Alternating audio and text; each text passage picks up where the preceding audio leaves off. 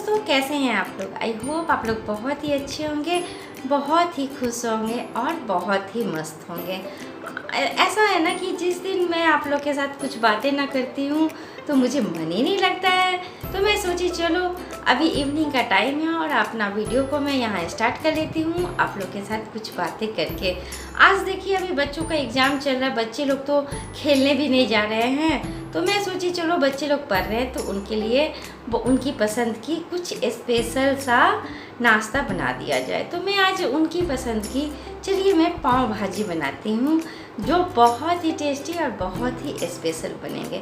उससे पहले मैं आपको कुछ बताना चाहती हूँ, अगर आप बच्चे के लिए इतना करते हो ना तो बच्चे को भी आप ऐसा ही बनाओ कि अच्छे से आपका वो ख्याल रखे। मैं तो अपने बच्चे को ऐसा ही बनाई हूँ क्योंकि मेरे जो बच्चे हैं ना बहुत ही जो बोलती हूँ वो करते, तो मुझे बहुत ही अच्छा लगता है, बहुत ही खुश मैं हो जाती हूँ। तो आप लोग भी कोशिश करते हैं अपने बच्चे को ऐसा ही बनाएं और आपके बच्चे आपसे कभी झूठ ना बोले कि वो क्या करते हैं। आप जब भी आप अपने बच्चे को अगर बाहर भेजते हो उससे पूछो कि रास्ते में क्या हुआ, किससे आपने बातें किया है, किससे नहीं किया है। हर एक चीज़ को बच्चों से पूछनी चाहिए, हर एक गार्जियन को।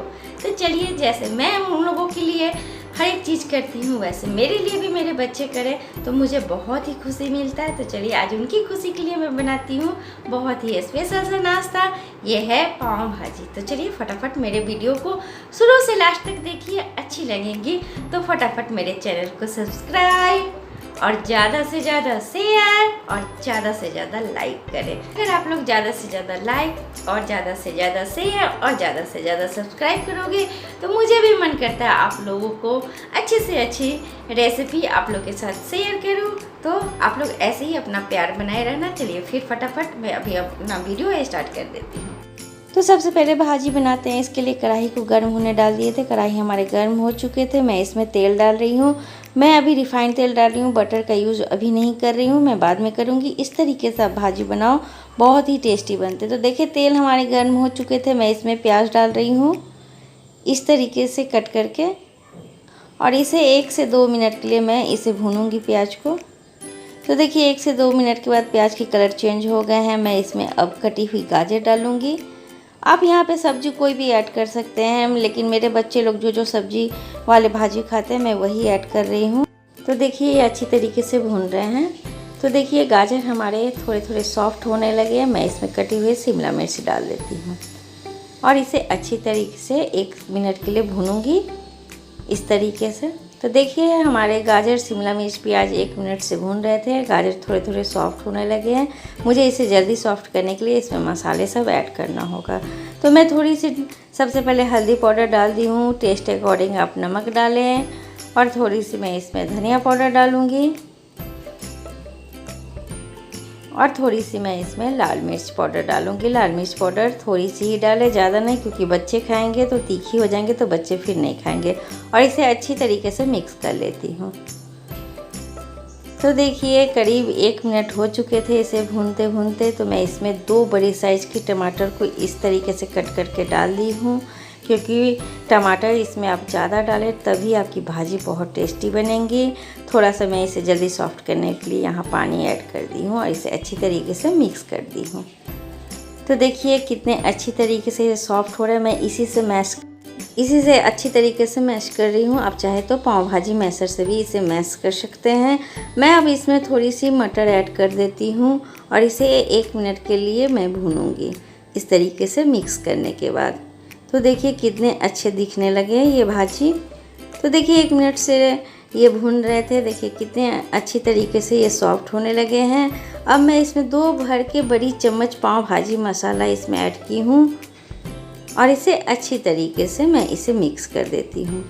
तो देखिए कितने अच्छी तरीके से ये भून चुके हैं। अब मैं इसमें क्या करूँगी, थोड़ी सी नींबू का रस जो है वो निचोड़ के डाल देती हूँ।